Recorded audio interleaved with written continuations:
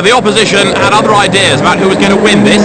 They were all desperate to try to stop Priaulx from making it a 100% record, and the tone was set on the run out of Woodcote at the end of the rolling lap.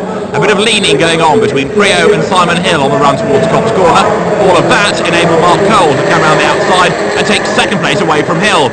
The contact hadn't finished though. It was then Cole's turn to nerf Priaulx as they made their way up through Maggots. Priaulx with two wheels on the grass recovered, but had dropped into second place. Worse was to follow, a big slide approaching Beckett's. He lost it, was hit by a sideways Mark Cole. Everybody else was able to pick their way through on the inside. There were more spinners as well further back, including Simon Hill. So, with the order turned on its head, Priaulx once again had to do some fighting around the outside of Phil Bennett coming through a bridge, and then charging past Michael Nippers on the inside going into Priaulx. The car slithered out wide, Priaulx held the moment, and was back to his usual habitat as the race leader. But Michael Nippers hadn't given up, and he set about Priaulx coming into Brooklands. Clobbered him, pushed him wide, and that dropped Priaulx back into fourth place as both Phil Bennett and Anders Hildebrand moved ahead of him. Priaulx got back through on the inside for third place, and Phil Bennett was going for the lead as well. At the end of the lap, as they came over the line, it was Michael Nippers leading, with Priaulx asserting his authority once again and moving through on the inside line up into second place. Phil Bennett was down to third, but it all been a little bit on the physical side. Ray McDowell's Team Parker racing car was going no further, that was in the gravel, and Simon Hill was in the barriers as well. A return to the TV trophy in Renault Spiders was not being a happy one for Simon Hill.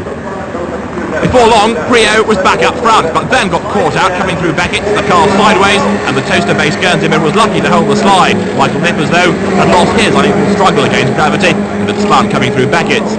The man to watch now, though, was Anders Hildebrand, going for a best-ever second place on the inside at Abbey, and using Phil Bennett as a brake in the process. The Swedish driver moving ahead, Bennett slipping down to third.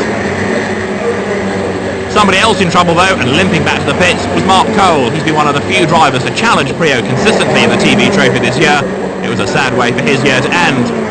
Other drivers in trouble though, another sideways Spider, James Aspinall making his way up towards Beckett's, and Jason Dance was able to scrabble through on the inside. There was a distinct end-of-term feeling to all of this, a lot of damaged cars and a lot of rowdy racing going on. Up front though, once in the lead, Priaulx soon put his head down and tried to open up the advantage as best he could. The battling going on behind was playing into his hands, and so 6 out of 6 beckoned for Andy Priaulx. Not only 6 wins, but 6 pole positions and 6 fastest laps as well. Wife Jo delighted as he crossed the line to win for the 6th time in the TV trophy.